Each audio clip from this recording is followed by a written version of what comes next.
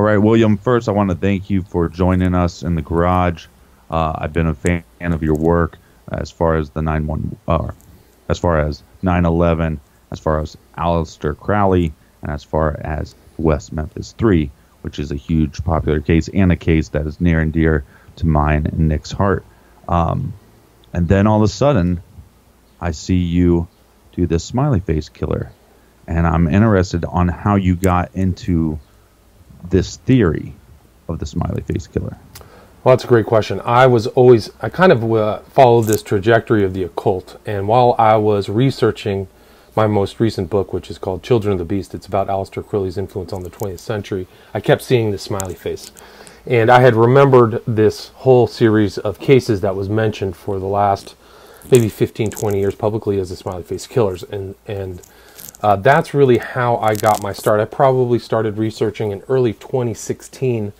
And the reason these series of cases of young men disappearing and then being found in water got the name smiley face killers is because the original 2 or 3, well, it's really 3. It's Jeff Gannon, Duarte out of New York, and Gilbertson. They noticed that in some of these disappearances and the finding the bodies in water, there's been a smiley face. So it got the name the smiley face killers, and this phenomenon started over 20 years ago. And so that's really how I got interested. When I started researching it in 2016, really the first case that I researched was a case that you guys on the garage followed, which was Joey LaBute. That was really the first case. And when he disappeared, I was following a researcher who's the main researcher on my film, Jim Smith. And when he disappeared, I said, if this guy gets found in water, I'm going to freak out. And he was found in water 19 days later in the, as you say, Scioto River. Not the Scioto, spelled Scioto, but Scioto River. Scioto, thank you. So, yeah, that was a tragic case, and that's really kind of how I got started researching the cases, so I wanted to kind of cover everything. So actually, a couple of the true crime podcasts that you covered involve some of the cases that I also investigated as well. Yeah, I'm not finished with the documentary yet, but you also did Joshua Guimond. Mm-hmm. And yeah, that's an interesting case as well. Absolutely, Guimond. I think I don't know if I put Ross into the documentary, but I did some Illinois cases, and definitely Joey LaBute. Yeah, and now, so that what's interesting to me is this is kind of loosely connected to the website, the Charlie Project. And I say loosely because that's just kind of a collection of missing men in college age, roughly, right? Yeah, there's a few cases. There's another one, Footprints at the River's Edge, which covers these cases. And a lot of the cases show up on web sleuths. So there's just a lot of internet researchers posting information about these disappearances there as well, which I found to be invaluable for cases that had happened over 10 years ago. Now, you basically hone in on 30 cases? I think so. I think I listed them out, but I really covered a lot of cases in the U.S. and the U.K. There were more cases that have happened. I did one in Thailand, France, Spain, excuse me. But, yeah, I would say the coverage of the cases is probably 40 or 45. I think as far as the cases that fit into this type of MO, this type of sequence of events where young men are out at night, disappear, they're searched intensely, and then found much later in water, I would say that there's conservatively about 150 of those cases, and possibly peaking at a very liberal, maybe 300 or 400 of these types of murders that have happened in the world over the last 25 years, 30 years. Right, so there's hundreds, and what are you using to whittle that down? I mean, what are your... Well, that's a good question. Do you have like a strict criteria, or was it a little loose? Well, I tried to, for the film that I made, all the cases that I included were younger people out at bars who were found in water. And there are other cases that may fit outside that. You and I had chatted about Schaefer, the Schaefer case that happened in Columbus, Ohio. Right. That was another one at a bar. He was never found, but that was a case that was really on the edge of whether I was going to put it in, and I'd researched that as well, the Schaefer case, through True Crime Garage, as a matter of fact. But so I think there are many cases that there are other researchers, interesting, who've looked into these cases. They've turned them something different. And I would actually argue or state that smiley face killers is a kind of a misnomer. It just got that name because of that's how people associated these similar types of cases throughout multi-state jurisdictions. But Right. there's a guy in Manchester, his name's Gary J. He is working on a documentary right now called The Manchester Pusher about that story. And there's cases that are still happening in Manchester. There's also a girl in Boston. Her name was Elise Soper. I interviewed her. And she wrote about the Boston drownings on her excellent blog called Cryptid Antiquarian, and she's a great writer, but those cases that she posted about garnered her, I think it was something crazy. I think it was either 500,000 or 1 million people viewed it. She had like 200 or 300 comments on that blog. So people were reading that with great interest. So those Boston cases I included as well, Zach Marr, some of these other more recent cases. So I really tried. I based my research upon Gilbert and Gannon's excellent book. It's called Case Studies of Forensic Drownings, and built on their kind of general thesis. And then you like we said, you whittled that down to about 30 or 40 different victims. Correct. And I had a much larger list, but those are the ones that came to my attention. And even since the finishing of the documentary in October of 2017, there's probably been another 20 cases or 30 cases. So, it's remarkable. There's these cases happening all over the world, really. There were some in Hamburg, Poland. There was one in Vienna. So, it's remarkable. Can we go through just a short list of? It's very when you're watching the documentary, it starts becoming very apparent. Well, one, the age range, almost the type of victim, where they're located before they go missing. Can you dive into that a little bit?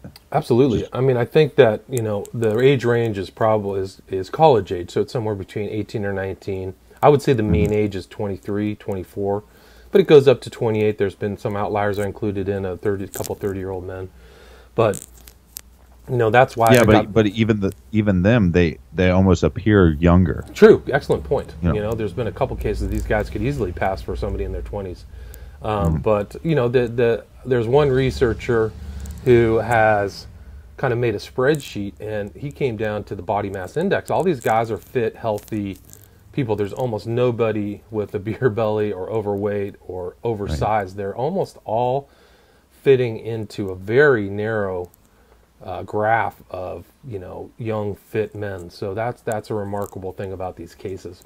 Which is interesting on two levels, because I had a detective look at this and they said, well, one, nobody's oversized, nobody's really tall, nobody's really strong, like brooding men, and nobody's way overweight, so then there would be easier to take control of, but also easier to move the body later.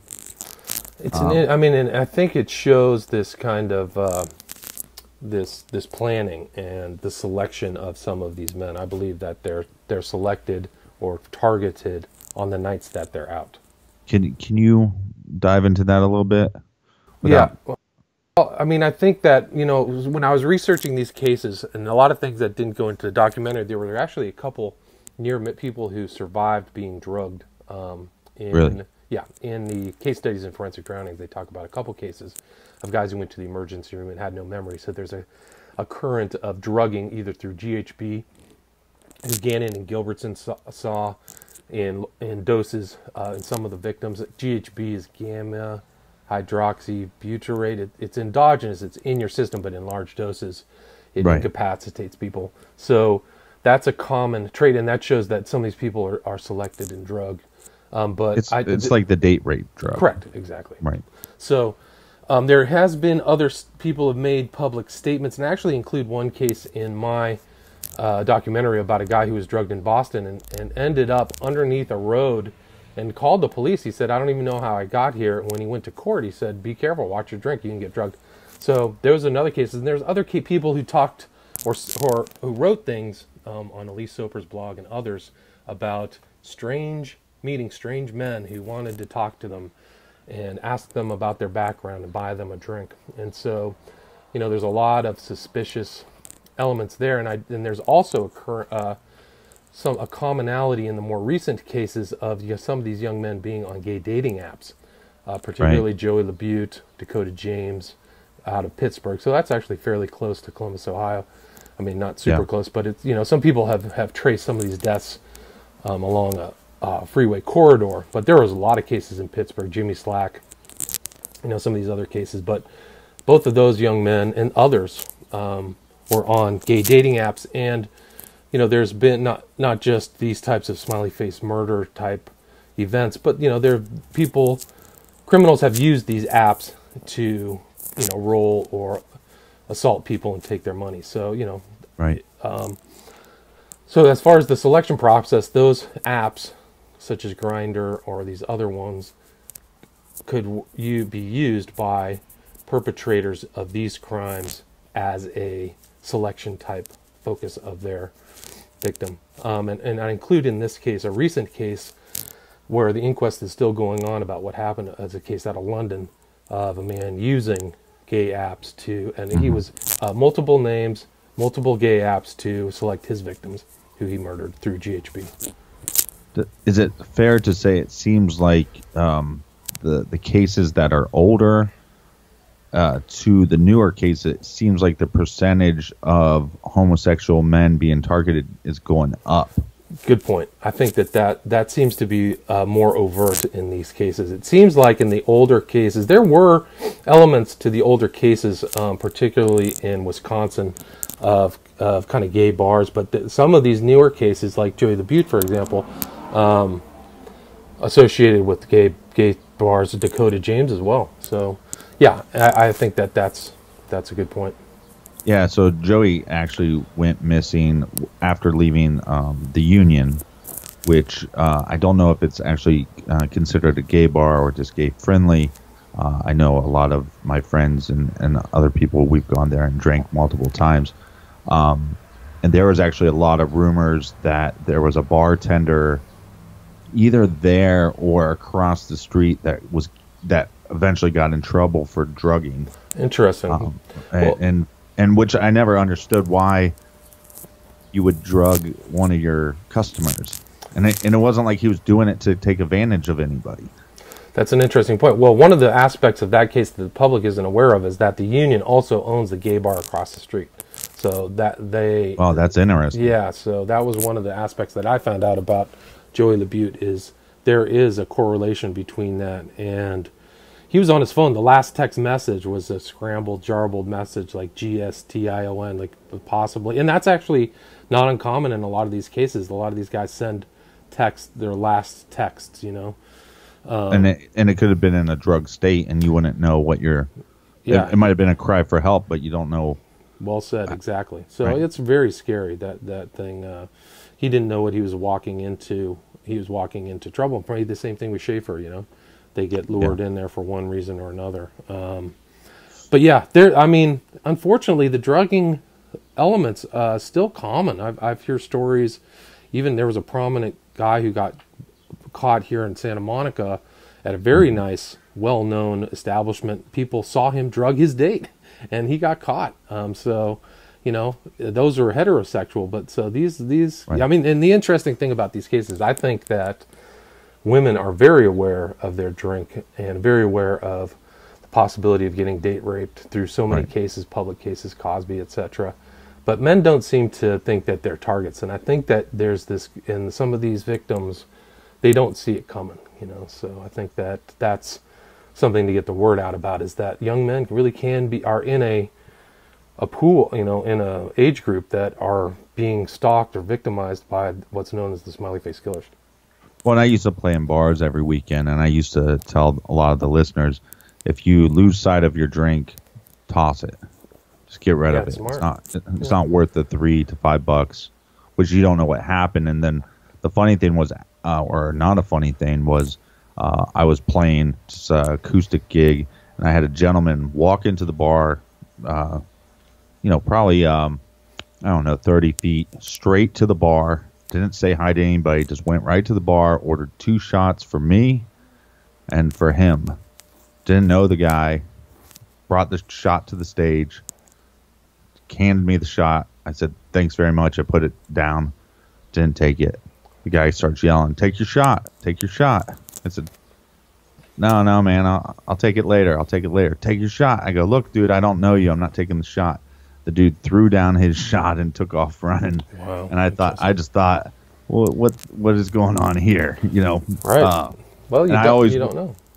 Well, and I always wonder, and you probably have some of the similar feeling, is you don't know if by covering any of these cases, if you're going to be targeted by anybody. Right. I mean, it's interesting when you bring up that shot, because that's how River Phoenix died. Somebody came up behind him and handed him a shot, and that was the hot fix that ended his life. You know, and then he drank it. And he said, "What was in that?" And it was a massive amount of both speed and heroin. So you got to be careful in that company. You know, and I think he probably felt I didn't put him in the smiley face killers cases, but he was in a bar at night and. You know, that ended his life. So you got to really be careful, and you're lucky to be, you know, in those environments. You can't let your guard down at all. Right, and I think by you covering this and by other people bringing awareness to these cases, that maybe men will start being a little more wise as the women have become over the years. Yeah, there's a couple I included in this as like a exemplar of possible type perpetrators. There was a guy named Lanphier, Lanpher. You can read about him. I included him in my documentary.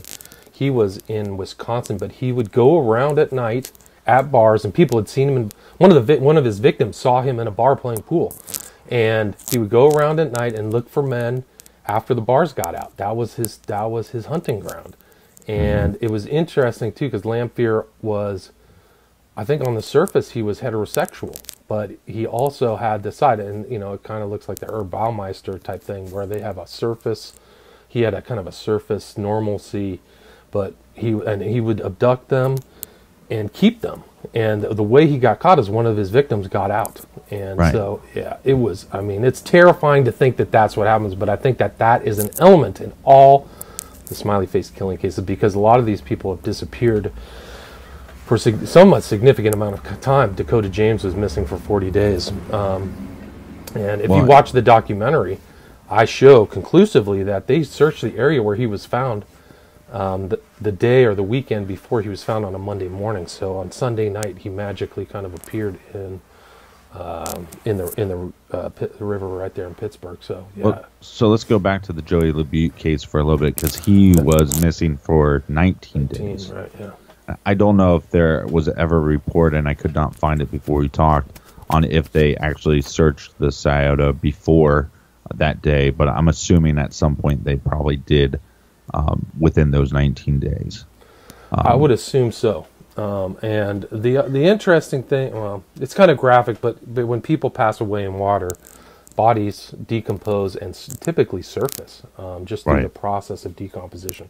So often in very temperate weather, there's a graph like a doctor had made, but you know, at the very outlier, in super cold, it's like 20 or 25 days. So in normal weather, it's somewhere within a week. So why are these guys not being found within, you know, if they had drowned? And I think I tried to prove, and one of the aspects of my documentary, I think I proved conclusively, is that these are not drownings. They've been called by the FBI drownings. They've been called by other people, you know, random thing, you know, suspicious drownings. But a lot of these people, there have been, and yeah, I think there was a very lousy surveillance video of Joey LaBute. He's upright, you know. He's upright walking around in the short north in the Union. There's other people. Dakota James is walking and typing at the same time, so he's not too drunk. His mom said he was not a heavy drinker. You know, Kelleher out of Boston, upright. All these guys, Garcia out of Boston. Boston is a hot spot. But, you know, these are remarkable that they can call these guys are somehow they can walk upright and then suddenly get incapacitated and drowned in typically very benign, non-high current rivers. Like the Scioto in that area where Joey LaBute was found was actually an eddy outside of the main current of the river. So it's highly unlikely that he somehow wandered over there and just, you know, drowned. Well, and I always wondered, I've never fallen into water while I was drunk, but I would assume that one would almost get a shock to their system and almost sober up a little bit to, you know, swim to the surface, get out of the water. I mean, you're talking about very high levels of intoxication that they would have to be to not be able to just pass out and then just drown. Yeah, I mean, would agree. And I I've played in bars for years. Roughly, rarely would you ever see somebody that intoxicated. You every now and then somebody would be very intoxicated, passing out at the bar. Well, at that point, they have to leave the bar, and normally the bar calls them a taxi or Uber or whatever. So you would think, because bars get in big trouble for that. Right. So you'd think that these individuals being at bars, if they were that intoxicated, that the bar would at least have known something, or we would see that at any time on these surveillance tapes, because most of these tapes that we see of these men, they are, like you said, they're not extremely intoxicated. So let's start with the why. Why do you think these boys are going missing? I believe they're targeted off. I can tell you that's not happening. There's no financial crimes associated with these guys. There's nothing going on. So why are they abducted? I believe that, and I think I showed it's this. Okay. It's okay to be graphic too. Well, I mean, you don't want to get too, but I think that they're a target audience because these are homosexual type associated crimes, and these men fit an ideal: healthy, young, athletic, not fat, and that's what they're targeted for, is primarily sexual purposes. And then the who. Well, that's a good question. Like, who is interested in these type of people? I think that's really if the police want to they have to ascertain that these are not accidental drownings. They have to see that these are dumpings of people who are probably pre-deceased. But once they determine that these are strategic body dumps in water to confuse the cops, then they have to go back and see who's the perps, who's the possible perps, who are the type of people. And I identified a lot of those people in my documentary. I use exemplars. So, all right. So you say people. So it seems like to me that these detectives early on, when they were talking about the smiley face killer, that it was one killer.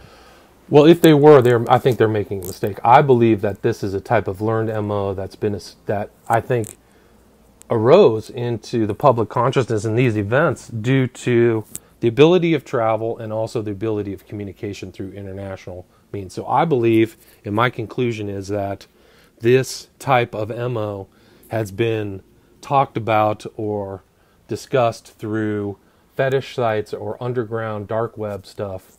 Mm-hmm. And these people have other individuals in different parts of the country and world have put it into practice.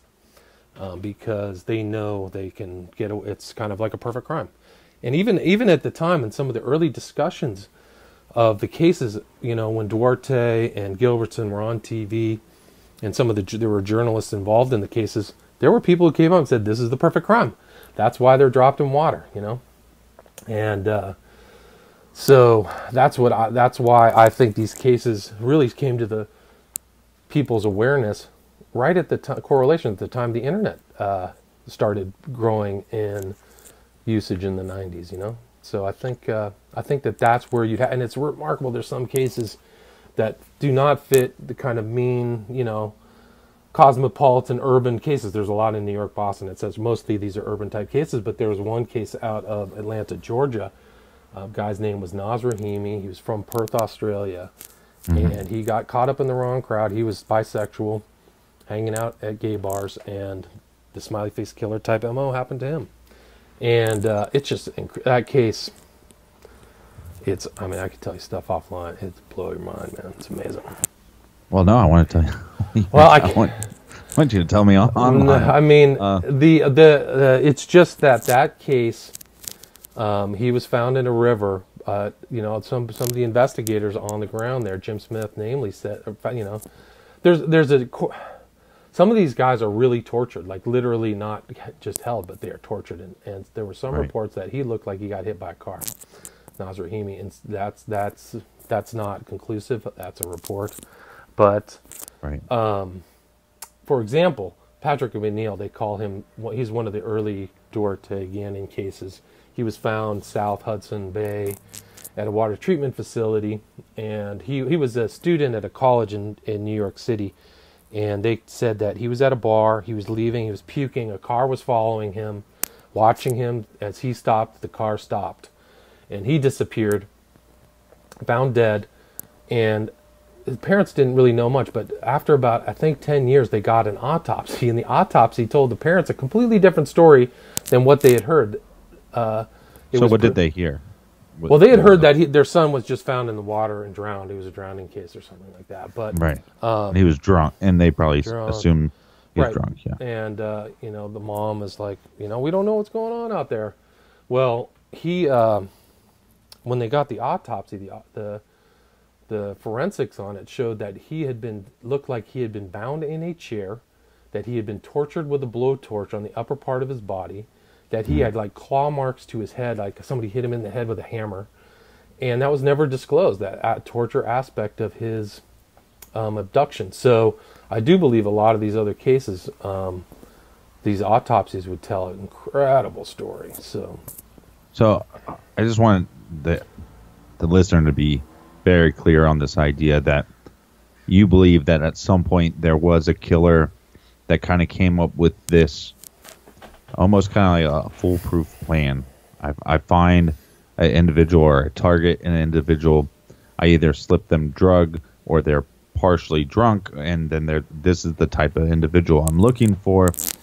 I take this person, I torture them or rape them or whatever I do, and then at some point I'm going to drop them into water, and that will help destroy a lot of the evidence.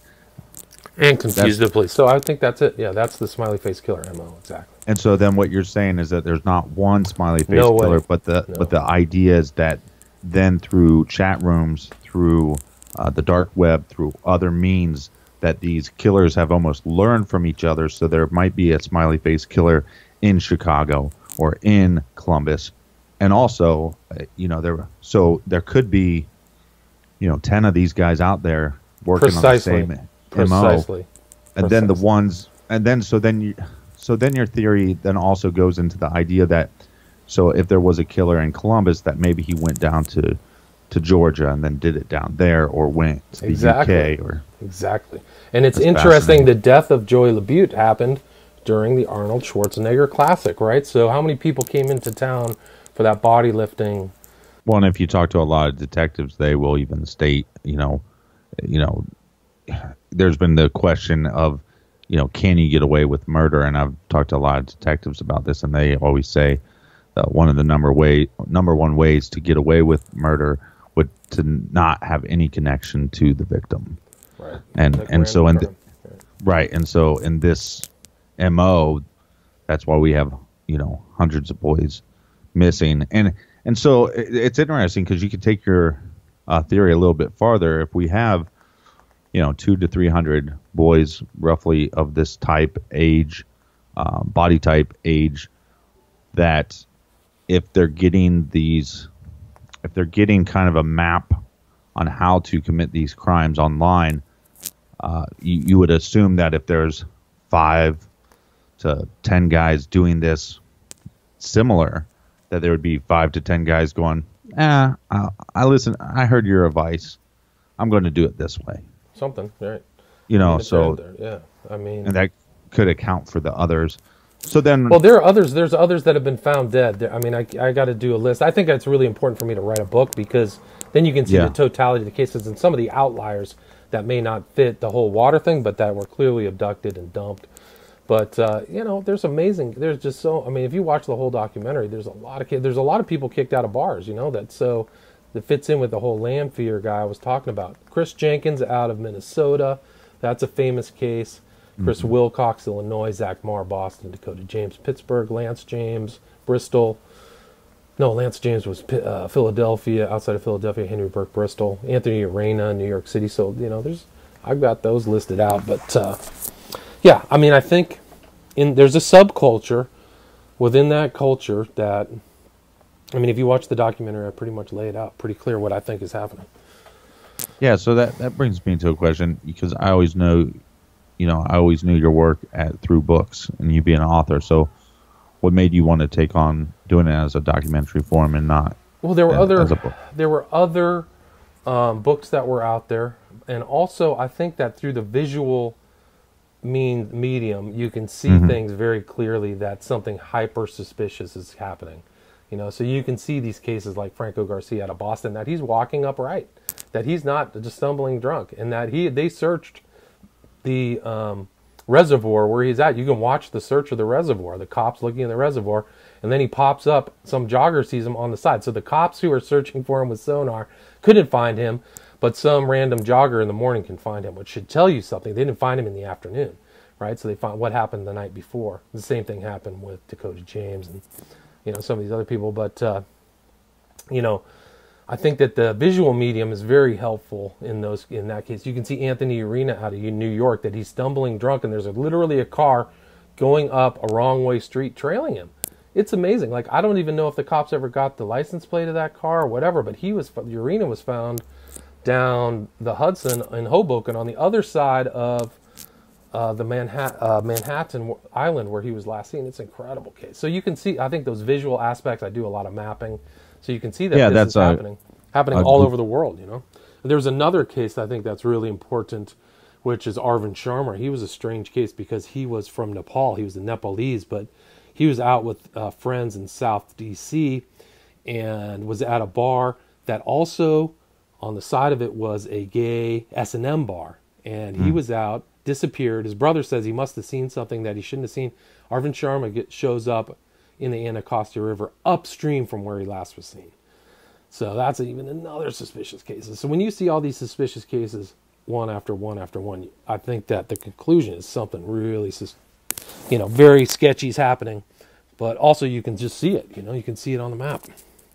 Yeah, so you were using Google Maps. Google Earth. Yeah. Google, yeah, and I actually found that very fascinating, especially the TD,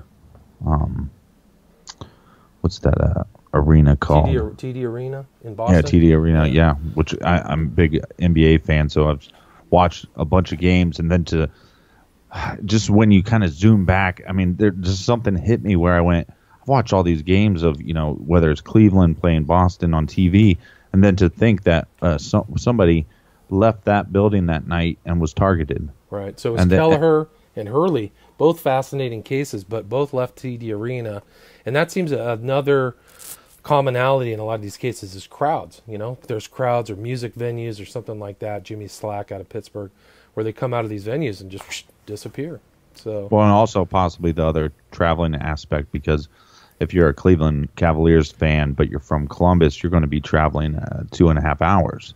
Right. So if you're going to target somebody, you know, before you came back to Columbus, you know, that would give you a victim that you would not be tied to in any way, shape, or form, other than possibly being at that event. Same way with the Joey LaBute's case. Yeah, it's pretty disturbing that could happen. But I think, you know, I think these are crimes that happen. Somebody's been planning. You know, they plan. They're not the victims themselves may be selected that night, but the person or people involved are clever and they're plotting and planning. Do you think it's a 1-to-1 ratio as far as, you know, the attacker and the victim? I don't know. I really don't. I think there are multiple, like Lanfear was a lone wolf, but, you know, I think that there might be groups. You know, there might be other people helping out and then putting people at ease. Oh, you know, it's just 3 of us and you know, and then that's it. And then at a certain moment, everything turns. There was one case out of Wisconsin. The guy's name was Scott Bake Radel. I think it was one of the drowning in forensics cases, but he was out and got chased by a group of people. And the dad said, and I put it in my documentary when the dad wrote this was incredible. He flat out says there are groups of people in cars targeting towns, going from town to town, looking for victims every night. So they would go to one town, then the next town, and you know, it fits in the mobility aspect of, I think, that is involved in a lot of these cases.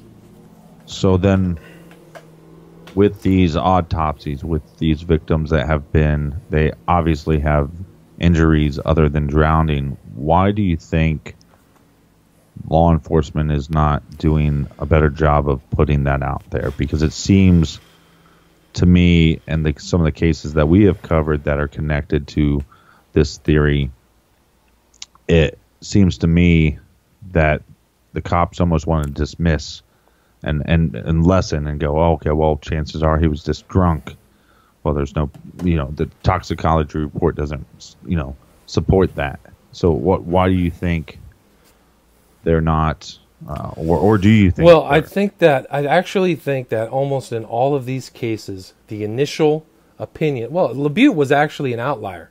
I think that the police there in Columbus actually publicly stated, we don't know how he entered the water. But I think a majority of these cases, probably 95% to 99%, the police have immediately looked at them as accidental drownings. I think that they've come upon the body, oh, the guy drowned, and they call somebody, rescue squad, and take him out. They don't look at them as crime scenes. And I think that changing that perception of finding a young man in water and looking at it as a potential crime scene would change how people look at these cases. And I talked to an ex-FBI agent. His name was D'Souza, and he had some very fascinating things to say about the smiley face killers. But he said that there's a very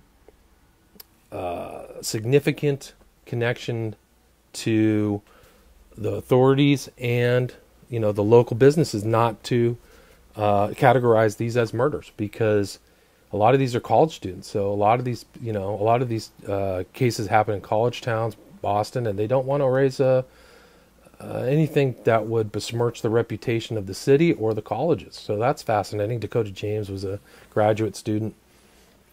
So that I think is one important aspect. And I also think that, I don't want to get too much into it. It's interesting because the chief of police in Boston came out and publicly said that there's no suspicious drownings. I think they're you can look through the Boston cases alone. They're highly suspicious. Kelleher and Hurley.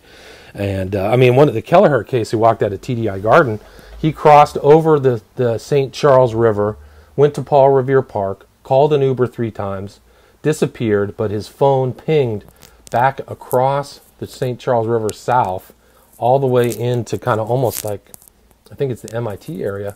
How did that happen? That's super suspicious. So, but then on to that point as well, you have Joey LaButte going missing during one of Columbus's major weekends that they make a lot of money by having this Arnold Classic, and then also these Boston Celtics games or these hockey games that these gentlemen are leaving from. Right. And it's but you would think that these victims' lives would be more important than tarnishing the idea that you could go to a hockey game and something bad could happen to you if you're not careful. I would agree. But now, what about the cases where there is clearly, attack marks on these victims and different? What do you make of that? Is that just shoddy work, or do you think it's or is it a larger cover up on some level? Well, that's a good question. I think that, like Tommy Booth, that was outside of Philadelphia. He was found in a place that had been previously searched, in a very obvious place, 8 days after he disappeared, and he had evidence of torture. I think he had a broken tooth. Somebody put a cigarette out on him.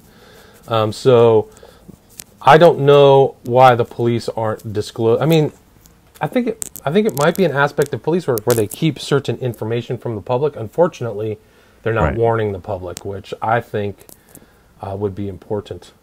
So I think it's very odd. It's just I can see a clear pattern. I've looked at these cases. I've studied them. I'm not exaggerating when I say the number 150 all over the world. I guess it's just not the police's job to warn the public that this could happen. And like I said, if they're not considering these to be crime scenes, then their work is done right away. Some people have actually speculated it's a lot easier for the police to take somebody off their books by just saying accidental drowning. That's not on my caseload. Yeah, move on. Yeah, and in some of these towns, you'd think, maybe more so a Boston than a Columbus, but these major cities where the crime rate is higher and there would be more caseload. So maybe that's part of the teachings during the dark web and these chat rooms is do this in bigger cities instead of smaller towns where the law enforcement, because if this happened in my town, which is south of Columbus, they would not rest until it was solved. Right. That's interesting. Yeah, and that may be it. That may be the urban-rural dynamic, is that these are all urban areas, and things happen. Next, move on to the next one. New York, 20 or 30 deaths that have happened there and all found in the water is a pittance compared to the population, right? Yeah, right. So it's a very interesting dynamic. But these events are happening. There was one right recently just out of Illinois. There's another out of Manchester within the last month. So I think have you ever thought about making this like a podcast series where you could go through all the individual cases? It's a good idea. It's a really good idea. And then as the new ones come out, you could say, well, I think this fits into my theory, or this doesn't fit into my theory. Yeah. Because they all fit into the same MO. This guy's name was Kyle Rogers, outside of Chicago, and disappeared, gay, found in a river. So.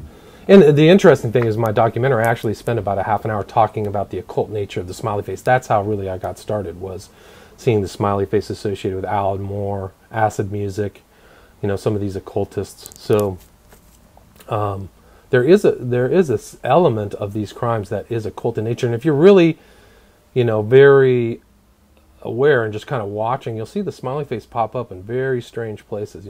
It's like it's popped up in the new It. They use the smiley face. So the symbolism of the smiley face is associated with some of these cases, no doubt. Now, but that's a smaller percentage in the cases you find than what the detectives initially. Yes, because I've definitely found recent smiley faces. Zach Marr, out of Boston. There was this guy Wilkins out of Bristol. There was a smiley face of a man behind bars, which is remarkable, right down the path where he was last seen. Wilkins was another case that I followed, a more recent case within the last 2 years, that you can see him walking on surveillance video.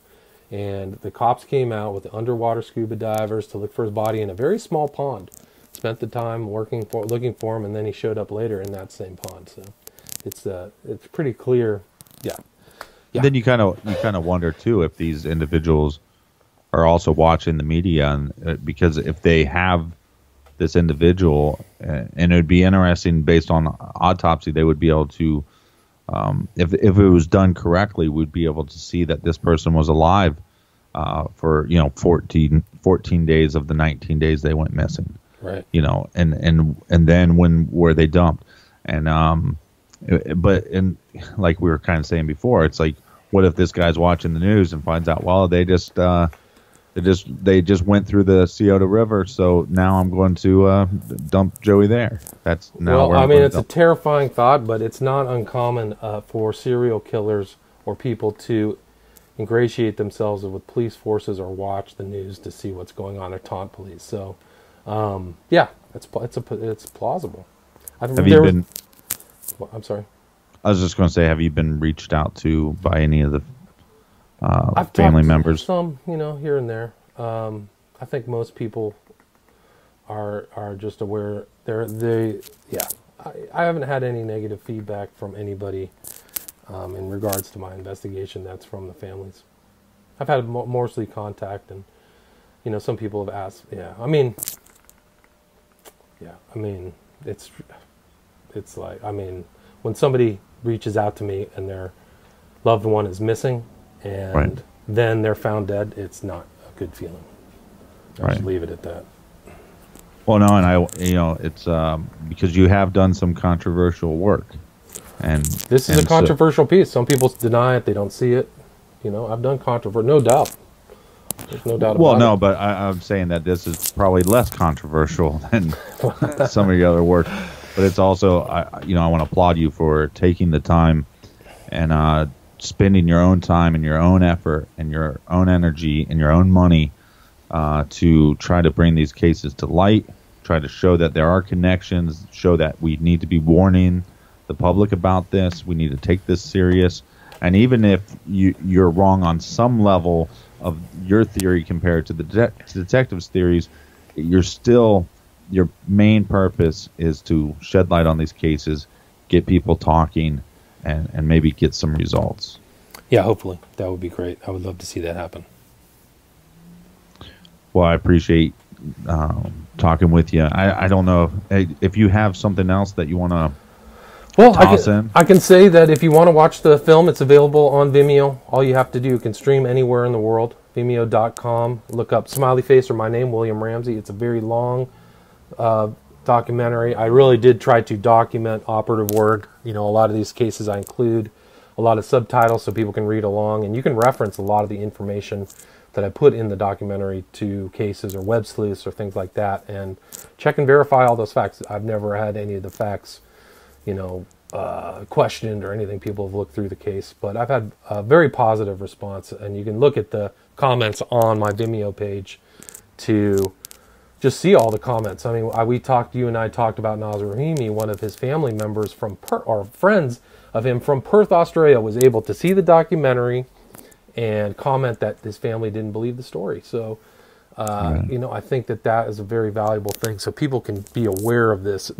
Since I made the documentary, or was working on making the documentary, I found out in Perth, in the harbor of Perth alone, there's been 80 cases of men found in the harbor. So wow. I haven't even gone and looked through that. And I also found out same thing happens in Amsterdam. So this is really a global event. And a lot of these guys, they just had a recent case out of UK, Liam Colgan. It's just incredible to watch these people disappear and then be found in water. Liam Colgan travels, I think he was in Hamburg, and I'm watching it and I go, man, they need to look at the river. And then, 3 weeks later, he's found in the river. So they just had another kid, Sims, leave a bar in, he was in Scotland, somewhere by St. Andrew's Golf Course. They looked all over the golf course. They just found his remains in the ocean. So, that was another one. There's another case of a guy from Laughing Rabbit, or he's the head of a band. He was found in Scotland as well. So these are cases that are just happening over and over again. Same MO. Even to this day. Even and like you said, that 2018. And I don't know much about the dark web, but you would think that FBI and CIA needs to take this stuff a little more serious, and then maybe, because there could be a hub somewhere. I mean, for all we know, there is, training videos, Good point. Well, I show that if you reach the end of the documentary, I cover a movie that was, I don't want to name the name, a movie that was on Netflix where they are showing water torture. Young man, some older dude, just shoving him in water and torturing the daylights out of him. It's incredible. So, something associated with that. And, I mean, if you want to get into the fetish world and the people involved in that fetish world, it gets really dark. And, these guys have tastes and interests that shock them on, what they're up to.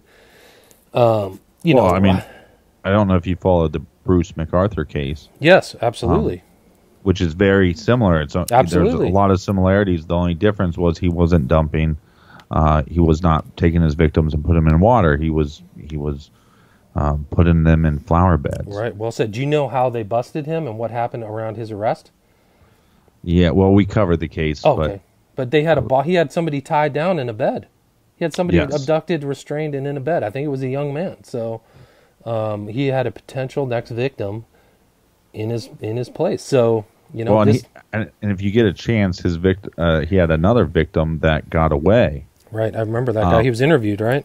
Yeah. And that's just that was some dark stuff. And then you just wonder, is it just, are they just getting the information from reading it online, or is it, even something darker, like you said, where there's somebody teaching their ways?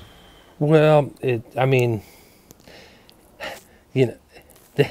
there's some really dark stuff in the BDSM, fet life stuff, but some of these guys, they take on this, and you can read some of these cases, but there's a dominant and a submission, and some of these guys have strange names and roles where they're supposedly like teacher torturers. It's crazy. So it's potential that these guys. When I was researching this cases, I knew that I come to the conclusion it was something going on like that. This kind of bondage. Well, here in LA, there are 10 bondage places that you can rent, that you as a public can pay money for a couple hours. And it's a how much do they cost? I didn't find out. No, But yo, I mean, I was like, hey man, this is like 20 blocks away from me. They're not far. And I mean, I would assume that in a lot of these cities there are places like that. They're literal. Yeah, it's bad, dude. I mean, there was one case that you covered on True Crime Garage. It was a guy who his choice of victim were females, right? But he was an older dude, 57, who literally had like a freaking dungeon on his property, right? I think that was Worley. Worley, yeah. So, I mean, he was abducting women. One girl was out on a jog or on a ride or bike ride or something like that, and that was one that got away. But, you know, who knows how many people he was. I think that when they catch somebody associated with these murders, they're going to find that the number is big, you know? They're going to find somebody who's a repeat, like a Herb Baumeister. So I would definitely warn the audience. There are definitely at least that craze was crazy. Killers. Yeah, crazy. Herb Baumeister was crazy. Well, Worley up in northern Ohio was crazy too, because I used to play up there, and so I was taking a trip about a couple weeks ago, and then I just Googled to like while I was in the area, like I'll just Google where that was at. Well, it was basically on the way to where I'd normally go anyways, and I probably took that road 20, 30 times, and you just go, here's this guy that has this lair in his barn, and nobody knew about it. Secret. I mean, there's a lot. If you look at some of these cases of like abductions, there's a lot. There's these stories of dungeons and stuff. People's personal dungeons they're out there. You know, these people and so they're prime for victims. It's weird though. Like they're looking for victims. Yeah, and it's weird on some level because we celebrate it on some level with stuff like what's that movie called? The Silence of the Lambs or something? No, Grey. 50 Shades of Grey. 50 Shades of Grey. Stuff like that. We celebrate it on one level, but then it's like once it goes into a dark twist to it, it can get bad. It gets really bad. I mean, one of the interesting things, I mean, I don't want to ruin the end of the documentary, but no, because I'm not done yet. Okay, well, the end of the documentary shows some pretty graphic stuff that gets dark, and I mean, some of these possible perpetrators there's some very scary people walking around. Just go watch the end of the documentary. And one of the great things about this documentary is you can buy it or you can rent it. So, I think that's a great option. Yeah, I think it's fair. $5 for a week or $12 you can buy it. I am halfway through. I'm very entertained. Can you explain to everybody where they can find you and the rest of your work? Because this is not the first time that you have done tons of research and brought great content to the world. Well, I appreciate it. My website is William Ramsey Investigates. If you want signed copies or you want to buy a DVD, you can go to WilliamRamseyInvestigates.com. I'm on Twitter, Facebook. I have a YouTube channel, William Ramsey Investigates, where I will post this interview. But I also have a show that goes out on Spreaker, so I'm on iTunes and everything like that. I put out an hour per week. If you're interested in that, you can go check that out too. It's very cool stuff. I'm glad to say that I know you, and that and hopefully we get to talk about the West Memphis 3 case very soon. Glad to. Well, I'm glad to know you, and I appreciate you reaching out, and thank you very much for the interview. Thank you. All right, man.